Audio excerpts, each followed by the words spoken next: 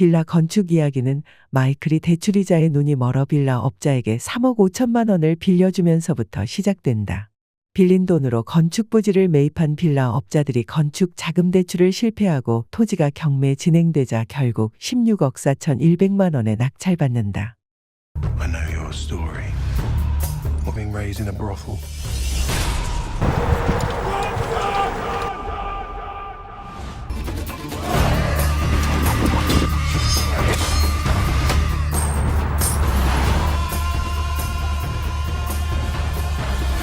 You felt it. The power.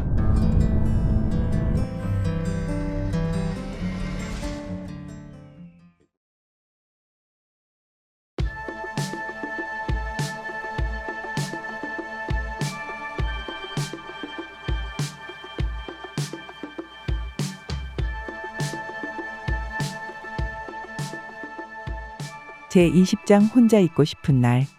2016년 7월 6일 수요일 오전에 비 오후의 흐림. 습한 기운에 몸을 뒤척이며 일어났다. 창밖으로 빗소리가 들렸다. 외부 일정이 없는 걸 알기에 침대에서 게으름을 피우다 신협 김영준 과장의 전화를 받았다. 신협에서 연락 왔나요? 부재 중 전화가 오긴 했었는데 그 뒤로는 오지 않았어요. 그래요? 그러면 제가 상무님 전화번호 알려드릴 테니 연락이 없으면 해보세요. 라고 말하며 동진 신협 상무의 전화번호를 보내왔다. 이에 은행 업무 마감 시간까지 기다리다 연락이 없기에 김영준 과장으로부터 건축비 대출과 관련해 소개받은 마이클입니다. 시간 되시면 연락 주십시오. 라고 문자를 보냈더니 곧 외부 회의 중이었습니다. 내일 연락드리겠습니다. 라는 답장을 보내왔다. 물론 내용을 김영준 과장에게 전달했다. 사실 제가 그곳을 나와서 조심스럽게 접근하고 있습니다. 싫다고 진행하지 않으면 곤란해서요.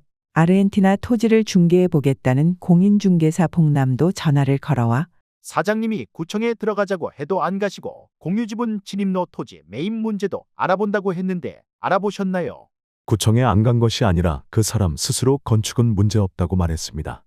그러니 갈 필요가 없다고 한 것이고 진입로인 공유지분 토지를 매입해야 한다면서 그만큼 땅값을 깎아줘야 한다고 했는데 그 말은 매수하지도 않은 공유 토지를 땅값을 먼저 깎아줘야 한다는 게 말이 됩니까? 아니 그러니까 어느 정도 서로 협의해서 하면 되는 것 아닙니까? 그게 아니지요.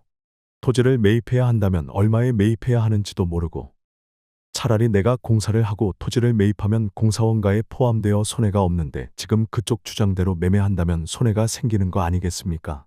그러니 이건 매매는 안 되는 것입니다. 사실 그분들도 살 마음이 없거나 돈이 없습니다. 아닙니다. 마음이 없다면 6번씩 현장에 왔겠습니까?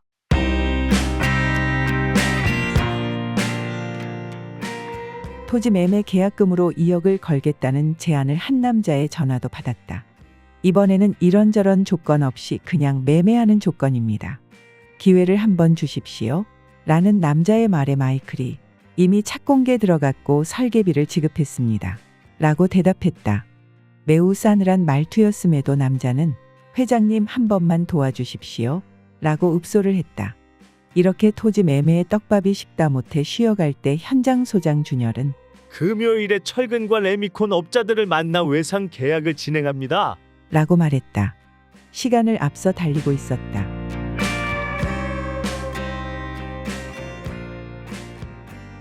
(2016년 7월 7일) 목요일 맑음. 몸으로 하는 일은 시간과 싸움이다. 밴드 공연은 내일 모레로 다가왔으나 드럼 실력이 늘어날 방법은 없었다. 메트로놈 속도에 맞춰 드럼 연습했다. 스네어 테두리에 스틱이 패여 부스러기가 떨어졌다. 건축설계사 임 대표의 전화를 받은 때도 이때였다. 건축설계 사무소입니다. 감리자와 아는 사이라고 했잖아요. 그런데 시간이 너무 오래 걸려서 저더러 감리해 달라고 하네요. 조건은 모두 같습니다. 그래서 사장님의 의견이 어떤지 해서 연락드렸습니다. 괜찮으시다면 계약서를 이메일로 보낼 테니. 라고 말하며 감리자 변경을 위한 계약서를 PDF 파일로 보내준다고 했다. 드럼 연습을 중지할 수 없어서 외부에 있어서 3시 30분까지 처리하겠습니다. 라고 말했다.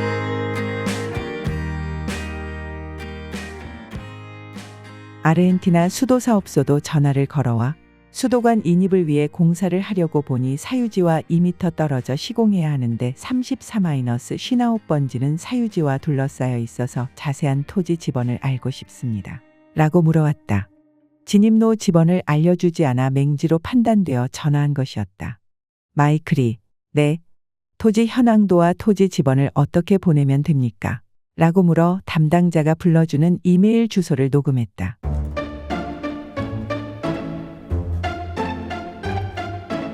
건축자금 대출을 신청한 동진신협강 상무의 전화도 받았다. 토지를 보았습니다. 그렇게 좋게 판단되지는 않습니다. 40억이 필요하시다고요? 아닙니다. 공사비로 17억이 필요하고 선순위 대출금 대환 위에 11억 5천이 필요하죠. 그러니 28억 5천만 있으면 됩니다. 40억은 토지 가격까지 포함된 것입니다. 토지는 내가 소유자이므로 28억 5천만 원만 필요합니다. 분양 가격은 55억이고요. 상무는 자료에 대해 자세히 들여다보지 않은 듯했고 말투 또한 적극적인 태도는 아니었다. 내일 아침까지 꼭 전화드리겠습니다. 라며 전화를 끊었다. 이에 김영준 과장에게 전화를 걸어 다른 은행 알아봐야 할 것 같은데 반응이 어째 영 뜨뜻미지근해? 라고 의견을 물었다. 영준이 전화 왔습니까? 그러면 제가 전화를 하지 않아도 되겠네요? 한 번 더 전화하려고 했거든요. 처음엔 그렇습니다. 그 다음에 우리가 들어가 설명을 하는 겁니다. 원래 그래요. 그렇군요. 이런 일은 영 체질에 맞지 않아서 말입니다. 하여간 연결이 되면 제가 알아서 설명하겠습니다. 라고 말했는데 건축자금이 문제이긴 했다. 그래서 큰 수익을 앞에 두고도 토지 매도 권유에 흔들리고 있는 것이었다. 중개사 복남과는 내일 오후 2시에 아르헨티나 현장에서 만나기로 했다.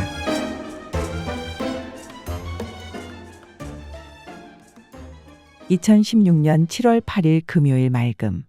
아르헨티나의 태양은 미치도록 이글거렸다. 약속 시간 40분이나 늦게 도착했다. 현장 소장 주녀를 비롯한 업자들은 커피숍에서 마이클을 기다렸다. 철근 도매업체 대표는 마이클보다 나이가 있어 보였고 레미콘 업체 대표는 소장 또래로 보였다.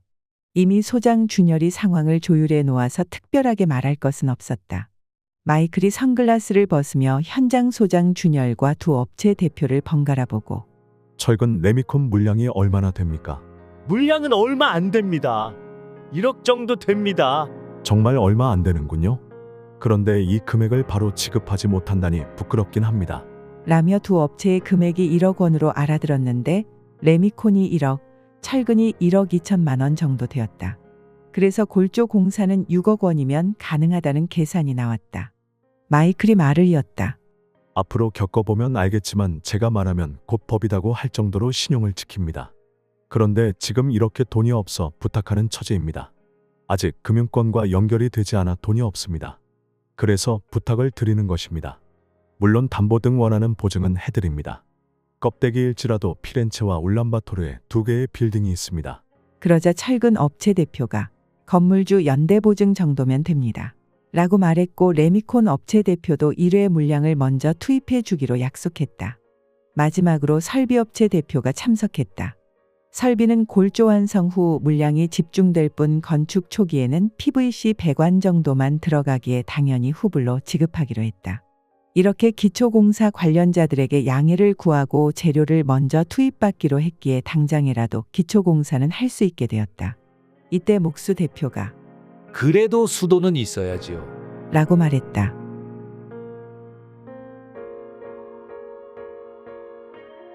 자재 및 골조업자들을 보내고 공인중개사 복남을 카페로 불러들였다. 복남이 매수자는 공유지분 매입을 이유로 땅값을 깎자고 합니다. 서로 좋게 하시는 게 어떻습니까? 공유지분 중 백씨 성을 가진 여자가 백 회장이라는 사람의 여동생쯤으로 보았습니다. 그런데 전혀 관계없는 서울 사람들이라고 하네요. 방금 한빛 부동산에서 전화해 줬습니다. 라고 말하며 전화기의 통화 목록을 보여주었다. 그리고 다시 그리고 이런저런 이야기로 미래의 땅값을 미리 깎는 것은 웃기는 일이니 그냥 제가 짓겠습니다. 사장님은 분양이나 해주세요. 라고 말했다. 이에 공인중개사 복남도 더는 어찌할 말이 없어서 알겠습니다. 라고 웃으며 손을 내밀었다. 그런 후 바로 백 회장이라는 자를 만나러 사무실로 올라갔다. 백 회장이라는 자가 토지 전 소유자 겸 채무자 염상섭과 쓴 합의서를 보여주며 그 지분하고 토지가 명의자 염상섭은 바지일 뿐 내 소유라는 것을 염상섭이 인감증명까지 첨부해 쓴 합의서요. 그러니 당연히 저 땅은 내 것인데 공사를 할 수 있겠어요? 백 회장이라는 배불뚝이 겁쟁이 남자가 큰 소리를 칠 수 있었던 서류가 모습을 드러냈고 곧바로 복남을 통해 마이클에게 전달되었다. 마이클이 푸아하하, 미친놈들이군요. 그러면 두 사람이 알아서 합의서를 쓰면 무조건 자기들 땅이 되는 건가요? 물론 등기부 등본이 공신력은 없어요. 공시력만 있죠. 그렇다고 그런 의미 없는 합의서 쪼가리에 무시당하진 않아요. 제3자에게 소유권 사실을 공시해야 하는 거죠. 그런데 경매로 낙찰되는 동안 뭐 했나요? 그런 것은 제3자에게 대항할 수가 없습니다.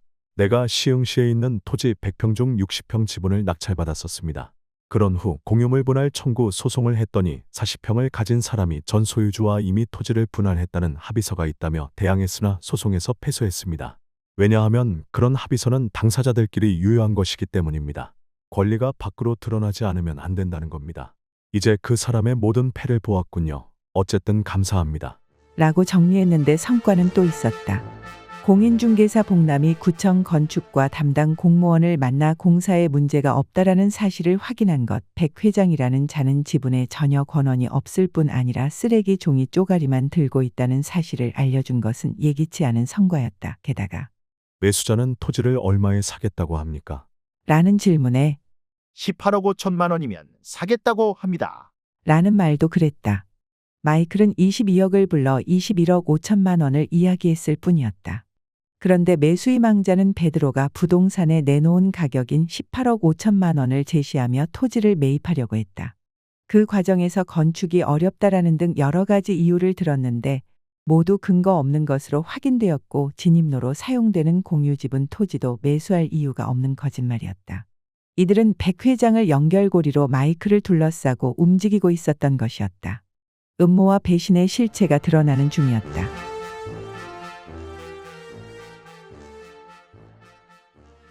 마루의 집 주인장이 얼마짜리로 드릴까요? 라고 물었다. 마이클이 3만 원이요? 라고 대답하자 3만 5천 원 어떠세요? 참치와 섞어 드릴게요. 라고 되물었다. 마이클이 그러세요? 어차피 못 갚을 빚인데 먼저 참이슬과 카스 맥주를 주세요. 라고 말한 후 소맥 폭탄주를 말아 연거푸 2잔을 마셨다. 잠시 후 살얼음 상태의 참치회가 나왔다. 마이클의 검은 루이비통 장지갑에는 3천만 원짜리 수표가 들어있었다. 이 돈도 공사비에 마중물이 되는구나라고 생각하며 또 한 잔을 마셨다. 횟집으로 오기 전 신우건설 계좌로 1천만 원을 송금하고 김 대표에게 전화를 걸어 사장님, 은행 대출이 나오지 않았습니다. 그렇다고 빚말할 수 없어서 일단 1,000만 원을 보냅니다. 라고 말했었다. 또 한 잔을 마셨다. 이때 집으로 오기로 한 친구 현군이 10시에 출발할 것 같다는 문자를 보내왔다. 이에 전화를 걸어 오늘은 내가 술을 마시고 잘 거야. 출입구 현관 번호와 집 비밀번호를 문자로 찍어 줄 테니 들어와 게스트룸에서 자라. 라고 말했는데 주성치의 영화에서 봤던 대사가 생각나는 밤이었다. 아이의 아버지인 주성치가 공사장에서 추락해 사망하자 학교 담임 선생님이 찾아왔다. 아이는 힘없이 침대에 누워 그냥 자고 싶어요. 자고 일어나면 아빠가 옆에 누워 계실 거예요. 그러니 선생님 가주세요. 자고 싶어요. 라고 말했다. 마이클 또한 누구의 위로도 도움이 되지 않았기에 혼자 있고 싶을 뿐이었다. 그렇게 홀로 잠이 들었다.